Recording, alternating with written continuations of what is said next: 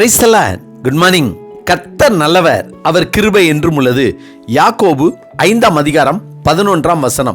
கர்த்தர் மிகுந்த உருக்கமும் இரக்கமும் உள்ளவராய் இருக்கிறாரே. யாக்கோபு 5:11. நம் தேவனாகிய கர்த்தர் மிகுந்த உருக்கமும் இரக்கமும் உள்ளவராய் இருக்கிறார். அவருடைய இரக்கம் அவருக்கு பயந்திருக்கிறவர்களுக்கு தலைமுறை தலைமுறைக்கும் உள்ளது என்று அவருடைய சீசராகிய லூக்கா சொல்கிறார். தான் வாக்குத்தத்தம் பண்ணின ஆபிரகாமின் சந்ததிக்கு, தன்னால் தெரிந்து கொள்ளப்பட்ட இஸ்ரவேல் ஜனங்களுக்கு அவர்களுடைய கூக்குரலை கேட்டு அவர்கள் சத்தத்திற்கு செவி கொடுத்து அவர்கள் மேல் இரக்கமாயிருந்து அவர்களை வழிநடத்தி தாம் வாக்குத்தத்தம் பண்ணின தேசத்தை கொடுத்தார். நெகேமியா தன்னுடைய ராஜாவை சந்திக்க செல்லும் முன்பாக ராஜாவின் கண்களில் தயவு கிடைக்க ஜெபித்து விட்டு செல்கிறார். ராஜாவின் கண்களில் தயவு கிடைத்தது. தாவீது இஸ்ரவேலர்களை தொகையிடும்படியாக கர்த்தருக்கு விரோதமாக பாவம் செய்தபோது கர்த்தர் காத்தை தாவீதின் இடத்திற்கு அனுப்பி தாவீதுக்கு 3 தண்டனைகளில் ஒன்றை வரப்பண்ணுவேன் என்று சொன்னபோது தாவீது, நான் கர்த்தருடைய கையிலே விழுவேனாக, அவருடைய இரக்கங்கள் மகா பெரியது, மனுஷர் கையிலே விழாதிருப்பேனாக என்றான். தாவீது தான் சொல்லியபடியே கர்த்தருடைய கரத்தில் விழுந்த பொழுது கர்த்தர் தாவீதின் மேல் மனம் இறங்கினார்.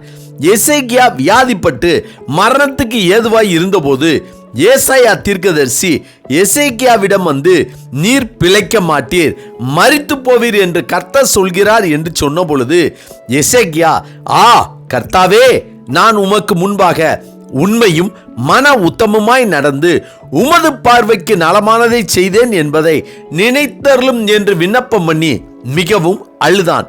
அவனுடைய விண்ணப்பத்தை கேட்டு மனம் இறங்கிய கர்த்தர் அவனுடைய நாட்களில் 15 வருடங்களை கூட்டி கொடுத்தார்.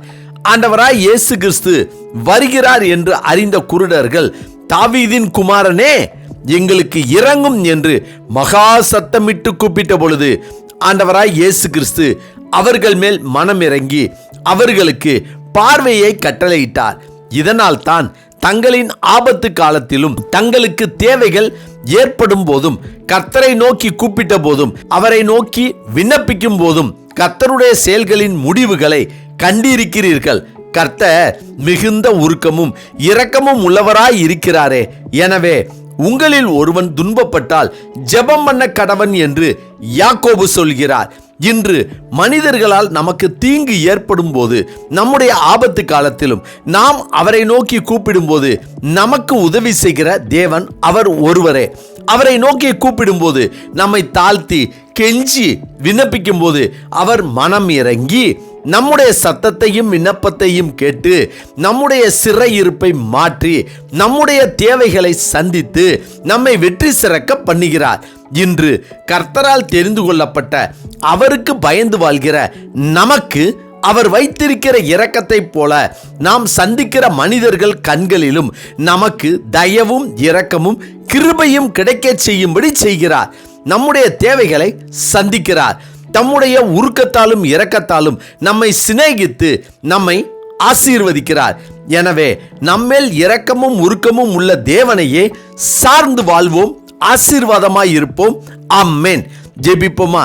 சர்வ வல்லமை உள்ள சேனைகளின் தேவனாகிய கர்த்தாவே, நீர் மிகுந்த இரக்கமுடைய தேவன் என்று அறிந்திருக்கிற நாங்கள் எங்களுடைய பாடுகளின் மத்தியில், தேவைகளின் மத்தியில் கண்ணீரோடு விண்ணப்பிக்கும் போது, வேண்டும் போது நீர் எங்கள் மேல் மனம் இறங்கி எங்களுக்கு தேவையான நன்மையான காரியங்களை செய்து தர வேண்டும் என ஆண்டவராகிய இயேசு கிறிஸ்துவின் இன்ப நாமத்தில் ஜெபிக்கிறோம்.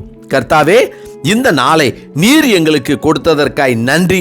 இந்த நாளிலும் பிறந்த நாள் மற்றும் திருமண நாள் காண்கின்ற யாவர் மேலும் உம்முடைய அளவில்லாத கிருபையும் இரக்கமும் தயவும் சதா காலமும் அவர்களோடு இருக்க வேண்டும் என அவர்களுக்காக நாங்கள் ஜெபித்து அவர்களை வாழ்த்தி ஆசீர்வதிக்கிறோம். நல்ல பிதாவே, ஆமேன் ஆமேன். கர்த்தர் நல்லவர், அவர் கிருபை இன்று முழுவதும் நம்மோடு கூட இருப்பதாக. ஆமென்.